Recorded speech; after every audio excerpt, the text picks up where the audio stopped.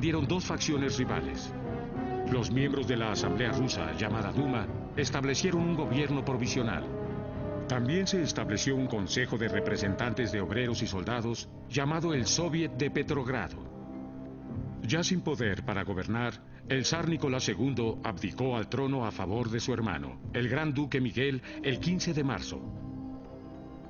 Miguel abdicó al día siguiente a favor del gobierno provisional.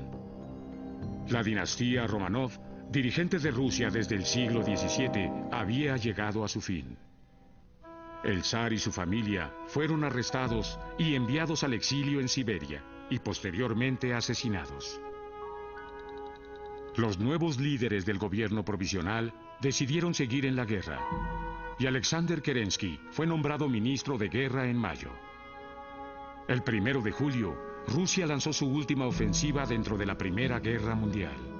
El ejército ruso atacó a la línea austriaca en los alrededores de Lemberg y logró obligar a las tropas austroalemanas a retroceder casi 19 kilómetros. Sin embargo, la ofensiva no pudo ser sostenida y pronto las potencias centrales lanzaron una contraofensiva que empujó a los rusos 46 kilómetros detrás de su punto de partida.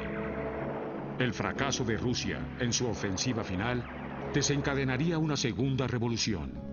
A mediados de julio, izquierdistas bolcheviques llevaron a cabo un golpe de Estado contra el nuevo gobierno, siendo encabezados por Nikolai Lenin. Pero el golpe fracasaría al cabo de 2 días. Lenin y sus seguidores huyeron a Finlandia.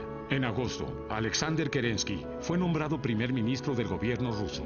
Otro intento de golpe de Estado ocurriría en septiembre, esta vez por parte de fuerzas de derecha encabezadas por el general Kornilov del ejército ruso. Kerensky recurrió a los izquierdistas bolcheviques para obtener el apoyo popular para su gobierno. En octubre, los bolcheviques ya detentaban la mayoría en el Soviet de Petrogrado, del cual León Trotsky, aliado cercano de Lenin, era el líder designado. El 23 de octubre, los bolcheviques declararon su apoyo a un levantamiento armado contra el gobierno. El 6 de noviembre, los bolcheviques comenzaron a apoderarse de estaciones ferroviarias, plantas de luz, bancos y del teléfono.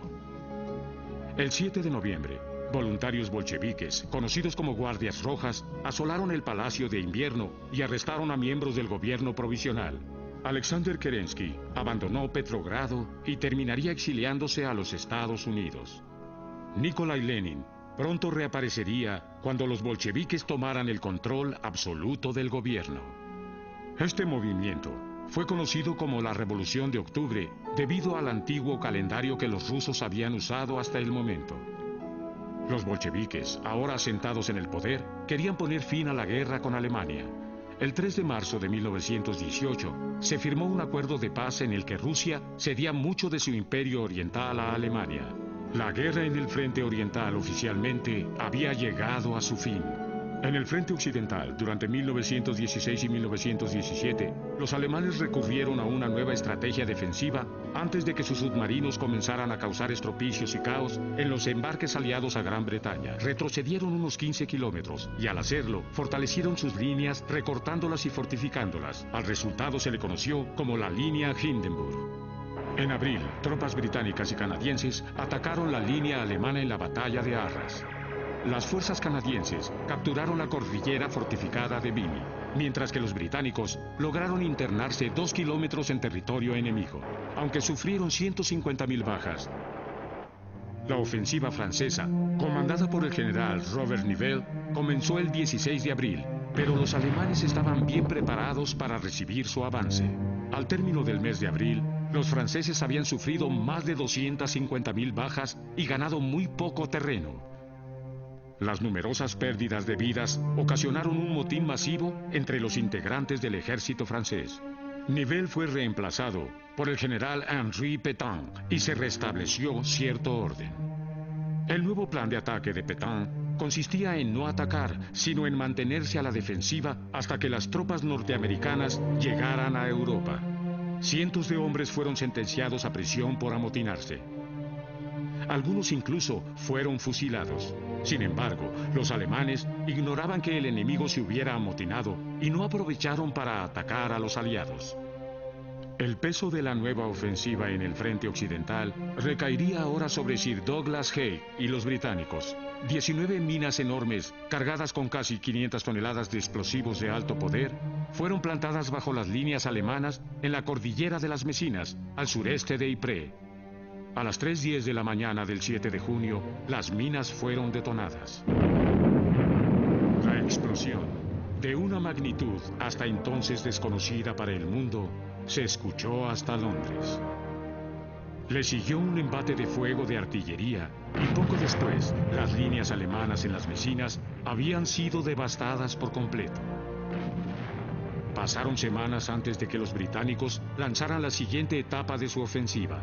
El bombardeo preliminar a Ypres había destruido el sistema de drenaje y, llegadas las lluvias, el campo de batalla se había convertido en un lodazal. El ataque duró de julio a noviembre. Las tropas canadienses ocuparon la aldea de Passchendaele y con esto la ofensiva británica llegó a su fin. La ganancia de apenas 2.8 kilómetros había costado 250.000 bajas británicas y 200.000 alemanas. El 24 de octubre, Italia sufrió una derrota terrible cerca de la aldea de Caporetto en los Alpes, a manos de las fuerzas austroalemanas.